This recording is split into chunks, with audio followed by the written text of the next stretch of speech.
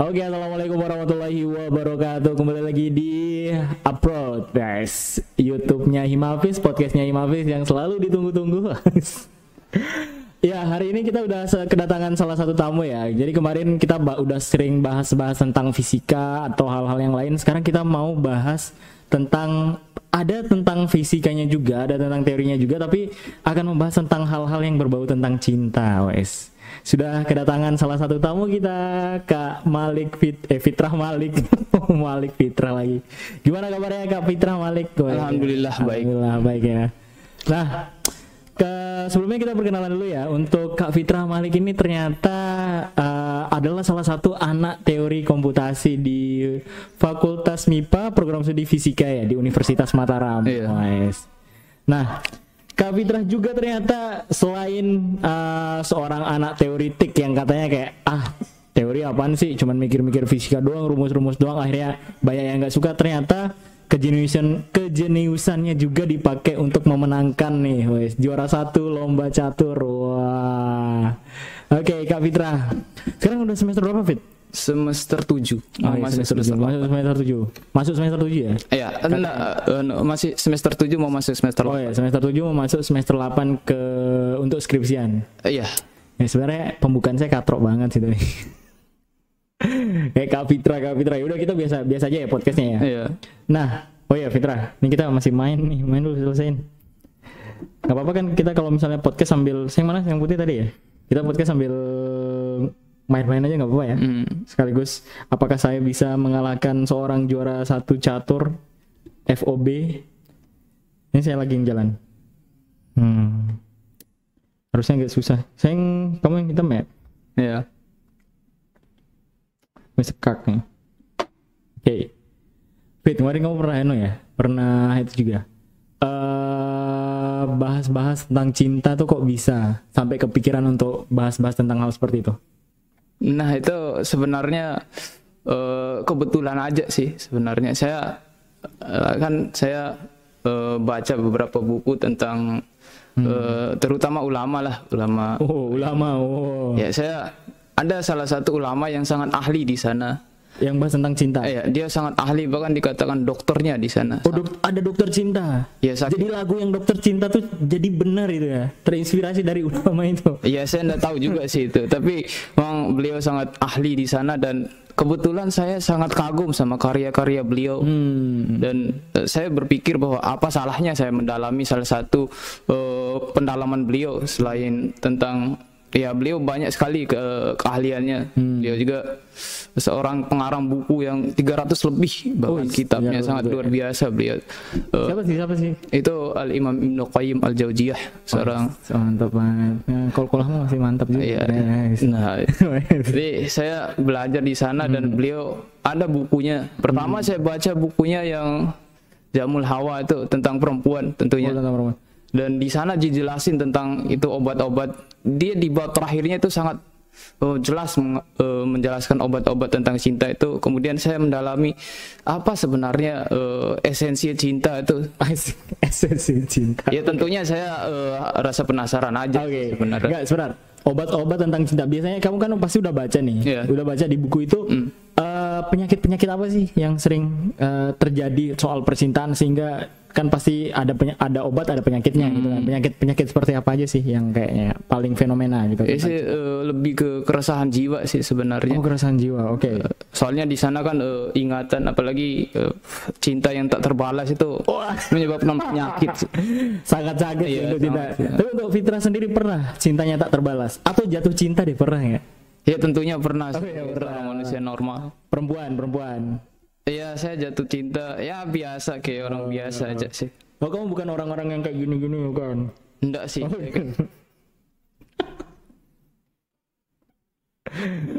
Aman dong. Tapi kebetulan udah pulang kan. Ya. Oke. Penyakitnya berarti tentang kayak cinta-cinta yang gak terbalas. Kok bisa? Apakah hanya dasar rasa penasaran tentang cinta, atau kayak emang seorang Fitrah Malik emang penasaran akan semua hal? Bahkan kan suka juga tentang teori-teori tentang sains, gitu kan suka. Bahkan kemarin juga pernah itu ya belajar tentang bumi datar ya. Iya. Kok bisa bumi datar, kok bisa. Terus nih tentang cinta, tadi kan penyakitnya, obatnya kayak gimana? Kalau untuk cinta yang tak terbalas deh, mungkin teman-teman yang di sini dengar tahu, oh gimana sih caranya menyembuhkan cinta yang tak terbalas gitu. Biasanya ada obatnya yang berbentuk fisik dan yang non fisik gitu. Oh, ada fisik dan non fisik untuk cinta yang tak terbalas nih. Kita bahas kasus cinta yang tak terbalas. Ya, siapa tahu kan podcast kita kayak orang-orang yang lagi patah hati, yang lagi sedih nonton akhirnya. Dan ini berdasarkan dari sumber kan? Iya, tentunya sumber. Iya. Karena kalau menurut saya kayak sebenarnya jadi poin utama sebagai anak sains dan seorang mahasiswa tuh kadang kalau misalnya kita bicara ya kita harus based on sumber juga, based on experience bisa, pengalaman bisa, tapi rata-rata emang kita biasanya sumber karena penelitian aja kita harus ada sumber. Iya sih. Nah, oke, balik lagi yang tadi. Berarti ada fisik ada non fisik itu kayak gimana? Biasanya saya jelasin dulu ya tentang cinta ada dua yang beliau bilang itu ada dua tipe cinta tuh, cinta dari akal dan cinta dari hati itu. Perasaan ke jiwa maksudnya. Biasanya cinta di akal tuh berhubungan dengan keluarga, teman gitu. Cinta ya, makanya beliau bilang tuh makanya orang-orang tuh jarang gila karena keluarga atau teman gara-gara tidak mempengaruhi jiwa dia, akalnya aja di sana. Sedangkan kalau cinta tentang perasaan lawan jenis itu tentang kejiwaan dia, perasaan di hati itu sangat mempengaruhi di sana. Berarti wajar dong orang yang kayak akhirnya gila karena cinta, masuk rumah sakit karena cinta. Bahkan cerita yang sangat terkenal tuh Lainan Majnun itu sangat terkenal. Iya benar. Itu beliau juga menjelaskan di situ obat-obatnya. Terutama untuk obatnya yang untuk fisiknya itu berupa kebahagiaan aja, mencari hal-hal lucu mungkin. Hal-hal lucu. Mencari kebiasaan yang baru. Atau misalnya kalau misalnya orang bilang kayak fisik akhirnya mencari orang yang baru, itu termasuk obat nggak sih? Saya kira itu pelarian aja. Itu seperti orang mabuk tuh. Beliau bilang kayak gini. Itu seperti orang mabuk yang minum supaya ingatannya sedikit aja untuk hari itu aja, untuk hilang. Tapi besoknya datang lagi bahkan lebih besar lagi itu. Jadi menurut buku itu atau menurut Fitrah itu adalah orang yang akhirnya sedang sakit hati dan mencari orang baru sebagai pelarian, itu kayak orang yang mabuk berarti. Iya sih. Sebuah kata-kata yang sangat indah ya dari Ali bin Abi Thalib kalau tidak salah, beliau bilang gini, rasa sakit yang Allah berikan kepadamu itu agar kamu belajar untuk tidak memberikan rasa sakit ke orang lain lagi. Itu indah sekali. Keren banget. Ini pasti nih dipotong-potong terus diulang-ulang nih di TikTok. Biasanya kayak gitu kan ya. Video pendek kan zamannya sekarang video pendek, bahkan di Gen Z juga kan orang lebih suka nonton video pendek sekarang. Iya, itu efisiensi waktu. Ya lebih ke jatuhnya akan jadi orang malas enggak sih akhirnya? Saya kira malas itu tergantung diri aja sebenarnya. Enggak juga sih kalau menurut saya lingkungan pun akan kita gini, kita akan rajin ketika kita akhirnya bisa memilih lingkungan yang produktif, ya kan? Kalau akhirnya lingkungan kita, tapi yang saya nggak setuju dari orang-orang tuh menganggap lingkungan tuh langsung dipukul rata bahwa lingkungan tuh adalah teman. Kalau menurut saya enggak. Lingkungan tuh mau di rumah pun kalau misalnya kita nggak punya teman, cuman kayak sendirian dong, itu termasuk lingkungan. Misalnya kayak di kos yang ada kasur, nggak ada meja dan lain-lain, ternyata kita malas, terus kita bilang lingkungan saya nggak produktif, bukan karena teman-temanmu, mungkin di kos kamu nggak bisa produktif. Kalau mau produktif ya di kampus dengan orang-orang yang akhirnya pada produktif semua, bisa saja kita terpacu gitu kan. Jadi menurut saya kayak lingkungan juga akan mempengaruhi rasa malas sih. Iya sih. Oke, balik lagi ke cinta, berarti statement tentang obat untuk menyembuhkan rasa rindu atau kayak rasa sakit hati karena ditolak untuk mencari orang baru tuh berarti nggak boleh. Nggak bisa sih. Nggak bisa. Malah kayak mabuk ya. Kayak narkoba lah ya. Kayak untuk kenikmatan sesaat. Bahkan bisa jadi orang-orang sakau akhirnya. Sakau karena cinta. Oke, asik. Tapi gini, Fitrah pernah jatuh cinta dibilang. Apakah teori-teori yang kamu baca itu hanya sekedar teori yang kamu baca atau akhirnya kamu implementasikan kehidupanmu untuk mendekati wanita, misalnya kayak untuk mengerti perasaan wanita seperti apa? Saya kira saya membaca itu ya, tapi beberapa hal itu tidak sama dengan apa yang saya baca. Tentunya itu memang buku sangat general aja. Untuk beberapa kasus tertentu perlu ada penelitian lagi. Iya. Rencana untuk ngambil penelitian tentang cinta. Saya kira itu tidak perlu lah, itu di luar dari ini apa yang saya dalami untuk sekarang. Oke. Tapi itu untuk kesenangan saya aja sih sebenarnya. Oke. Tapi kemarin juga sempat dengar Fitrah ini ya, apa namanya, itu menghubungkan teori kuantum ya kalau nggak salah dengan cinta. Sebenarnya itu saya dapat di jurnal. Oh, jurnal penelitian tentang cinta. Oh, gila banget. Itu saya juga kaget di jurnal Psychiater. Yang A mungkin. Saya ingat saya A. Ya, A. Itu saya kaget aja, saya lihat di Facebook kan ada beranda Facebook tuh, ada saya masuk grup sains gitu, dan dia sebar itu, dan saya lihat cukup menarik untuk saya ketahui. Mungkin saya bisa kaitkan, walaupun saya mendalami tentang cinta dari perasaan ini, mungkin saya bisa kaitkan sama sains. Bahkan saya berasumsi bahwa di sini saya bisa buktikan bahwa fisika itu bukan hanya tentang rumus ini, tapi ada kaitan sama hal-hal lain juga yang tentunya berpotensial untuk membuat fisika lebih menarik. Oke. Terus salah satunya kayak membahas tentang cinta. Nah, apa hubungannya? Saya kira itu secara fisiknya itu tidak ada hubungannya, hanya model aja. Sebenarnya itu lebih ke biologi. Lebih ke biologi jurnalnya, tapi menggunakan salah satu teori fisika untuk menjelaskan itu. Oke. Biologi ya, biologis. Oke. Oh, cinta, fisika, biologi. Berarti sebenarnya ilmu-ilmu sains juga nggak hanya sebatas kayak kita ngitung kecepatan kayak gimana, percepatan kayak gimana, dan nggak hanya bahas-bahas tentang apa, gerak lurus berubah beraturan, mobil berjalan kemudian ngerem kayak gimana. Tentang cinta pun juga masuk ya. Iya. Bahkan kemarin ada penelitian ini banyak ya. Apalagi sekarang kuantum. Sekarang fisika lebih sering ini ke arah lingkungan kalau nggak salah. Iya.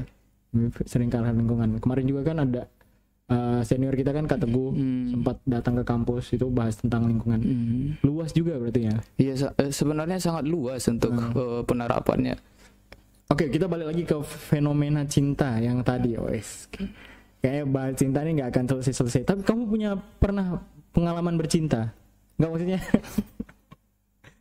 dalam tanda kutip menjalin hubungan gitu. Saya kira tentunya saya punya rasa kagum sama seseorang. Kagum. Iya. Punya pacar enggak? Nah itu enggak ada. Tipe seorang Fitrah kayak gimana deh? Seorang yang absurd kayak Fitrah nih, kayak nggak pernah dilirik gitu, ternyata tipenya seperti apa? Saya kira yang pertama, ya mungkin saya bilang aja di sini, yang pertama tuh pemalu aja sih. Oh, karena kamu lihat nggak di fisika tuh banyak yang pemalu atau banyak yang nggak tahu malu malahan? Saya enggak terlalu amati anak-anak itu ya, soalnya saya di lab aja. Menjaga citra yang baik, bagus. Berarti pemalu. Kenapa harus pemalu? Soalnya saya pandangan diri saya bahwa selain dari ulama juga saranin itu, saya juga berpandangan bahwa rasa malu itu seperti mahkota di diri perempuan tuh. Bahkan saya katakan bahwa rasa malu pada diri perempuan itu lebih indah daripada dunia dan seisinya tuh. Itu sholat 2 rakaat dong, dunia dan seisinya kan? Tentunya bisa kayak gitu, tapi saya umpamakan kayak gitu aja. Oke. Kamu yang mau umpamakan? Iya. Sahih nggak nih hadisnya nih? Itu enggak ada, itu saya itu bagimu. Iya, bagimu pemalu lebih penting daripada sholat 2 rakaat sebelum subuh. Iya, enggak, saya tidak bilang kayak gitu. Kan ada hadisnya kan, sholat 2 rakaat sebelum subuh tuh lebih baik lebih baik daripada dunia dan seisinya. Iya, tadi kan rasa malu itu lebih indah. Lebih indah, bukan lebih baik. Iya, bukan lebih baik. Oke. Oke, rasa malu. Nih, fenomena menurutmu?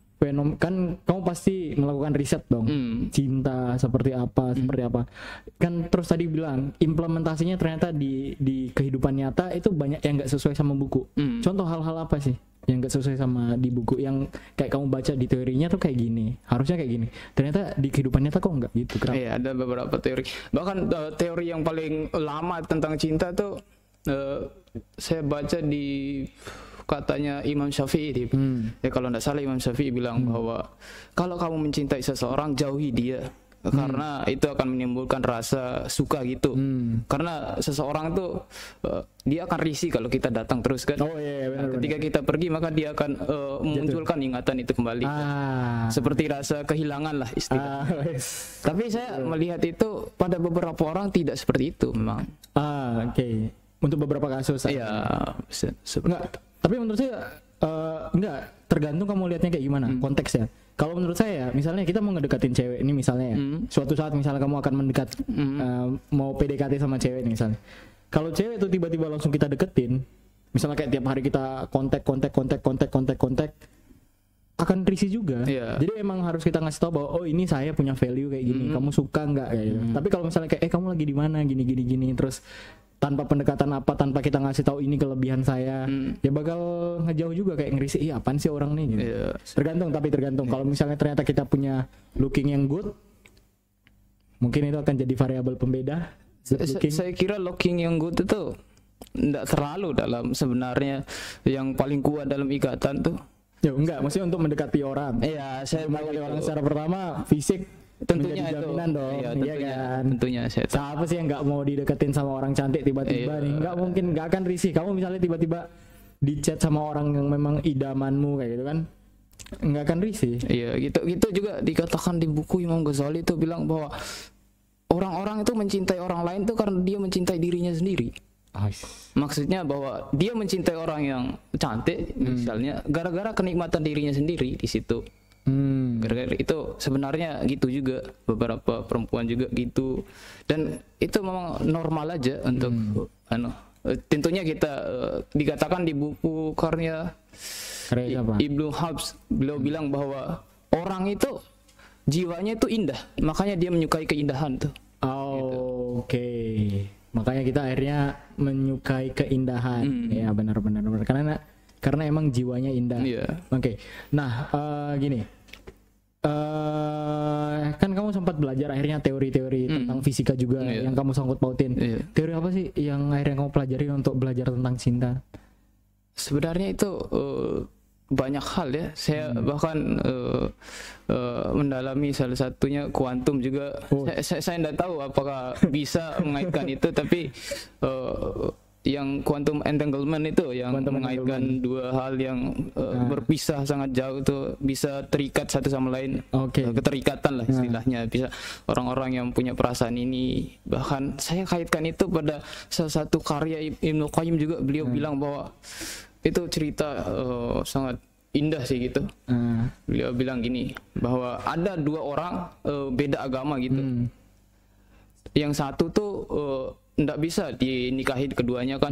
Salah satunya beliau. Kemudian seketika keduanya sakit, merasakan sakit yang sama gitu. Maksud saya gini, yang perempuan sakit duluan, kemudian yang laki tuh mendengar perempuannya sakit tuh dia kesakitan juga. Nah kayak gitu. Kemudian itu quantum entanglement berarti. Ya saya kaitkan aja semacam itu. Bisa aja kan. Kemudian dari cerita itu, gara-gara mereka tidak bisa disatukan karena pernikahan, karena beda agama tentunya, karena orang dulu tuh sangat menjunjung tinggi agamanya. Kemudian si laki-laki ini bilang bahwa saya akan pindah agama. Nggak apa-apa saya masuk neraka, yang penting saya bisa ketemu orang yang saya cintai. Dia bilang kayak gitu. Tentunya yang laki-laki itu seorang muslim, yang perempuan yang Nasrani. Kemudian perempuannya juga bilang bahwa saya akan masuk Islam. Itu dia bilang, walaupun saya masuk neraka, saya bisa ketemu sama orang yang saya cintai. Akhirnya dua-duanya mati dan masuk neraka semua. Saya tidak tahu ceritanya. Jadi bisa aja karena keterkaitan itu jadi banyak hal. Dan ada juga yang salah satunya tentang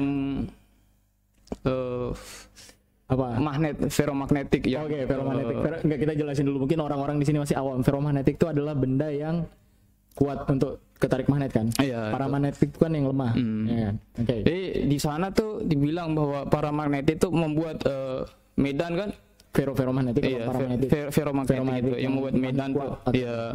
Dia membuat medan di sekitarnya dan kemudian mempengaruhi serbuk magnet dekatnya. Dan itu membuat kadang-kadang beberapa saya lihat membuat berputar gitu. Nah, saya lihatnya di situ bahwa ada keadaan di mana di jurnal itu bilang bahwa ada keadaan di mana ketika suhu daripada itu melebihi suhu kritisnya. Melebihi suhu kritis maksudnya. Jadi dia akan acak gitu. Oh, Tentunya akan acak. Kemudian tentunya sifat magnetnya akan jadi lemah gitu. Ya, karena kan di SMA juga kan pernah kita pelajari untuk menghilangkan sifat magnet kan bisa dibanting, dibakar. Ya, salah satunya dibakar, akhirnya ketika sampai titik kritis sifat kemagnetannya akan Oke, terus kemudian pada saat suhunya sama persis dengan suhu kritis, maka semua lingkaran itu akan merujuk pada arah yang sama. wah. Oke. Kemudian ketika di bawah sedikit aja, maka ada beberapa yang searah, tapi ada 1-2 yang berlawanan arah gitu kan. Dan di sana dikaitkan dengan cinta itu, bahwa seseorang itu kalau mencintai itu dia tidak bisa melihat kekurangan orang yang dicintai. Wah. Benar ya kan. Nah, yang dikaitkan sama cinta itu bahwa ada beberapa titik yang berlawanan arah itu sesuatu yang buruk daripada orang yang kita cintai, dan kita nggak mau lihat. Kita nggak mau lihat karena kita akhirnya melihat searahnya. Iya, yang searah aja. Ketika akhirnya proses kita udah bisa dibilang sampai titik kritis ini udah sampai kayak cinta banget kan. Iya. Benar. Akhirnya kayak penjelasannya sangat masuk akal. Fisika ternyata menjelaskan banyak hal. Iya, tentunya itu model aja sih. Iya, pemodelannya akhirnya kita menginterpretasikannya seperti itu. Bahkan menurut saya kayak fisika bisa ke arah yang lebih luas juga. Misalnya kita bicara termodinamika, kemudian kayak sifat masyarakat nanti akan seperti apa, respon masyarakat seperti apa, kita buatin modelingnya menggunakan hukum-hukum persamaan fisika itu bisa. Karena kayak hampir mungkin di kehidupannya hampir semuanya tuh punya pola. Iya. Dan polanya itu bisa kita interpretasikan ke beberapa hukum fisika, kayak misalnya kayak tadi tentang cinta, tentang akhirnya kita hubungkan ke modelingnya tentang magnet. Tadi kan ketika dibakar untuk sampai suhu kritis, bener juga sih. Oh, keren juga. Yang quantum entanglement juga.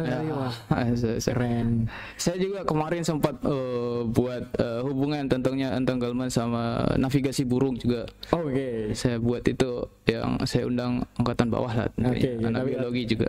Pada lumayan banyak yang datang. Lumayan. Menurutmu teori yang paling kuat nih tentang fisika yang akhirnya bisa diterapkan cinta tuh yang interpretasinya seperti apa? Selain magnet tadi.